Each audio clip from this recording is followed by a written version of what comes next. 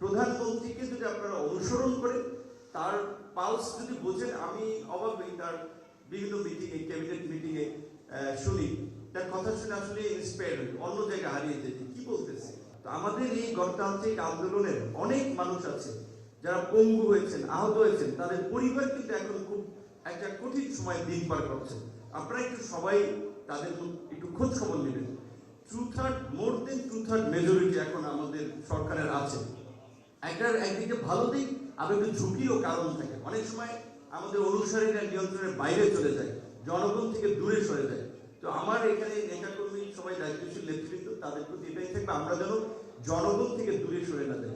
প্রধানমন্ত্রীকে যদি আপনারা অনুসরণ করেন, তার পালস যদি বোঝেন, আমি অবাক হই তার বিভিন্ন মিটিংয়ে, ক্যাবিনেট মিটিংয়ে শুনি, তার কথা শুনে আসলে ইন্সপায়ার হই, অন্য জায়গায় হারিয়ে যেতে কি বলতেছে, মানে কি চিন্তা ভাবনা, বাইরে থেকে হয়তো অনেকে বুঝে না। গতকালকে অনেক মন্ত্রীকে বলছিলেন বাম ডান দেখে, এই যে আমার ডান পাশে ফখরুল সাহেব, এই যে আমির আপনার সালাউদ্দিন সাহেব, তাদের প্রত্যেকের কন্যা সন্তান।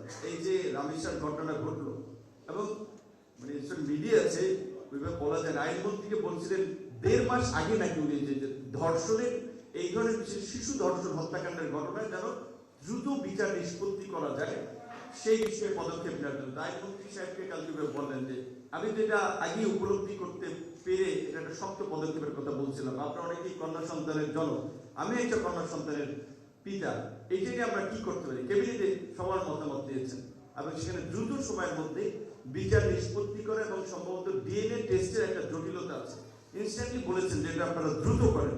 তো তিনি কতটা ফিল করেন, এবং ওই মিটিং শেষ তো 9টায় ওখানে চলে গেলেন।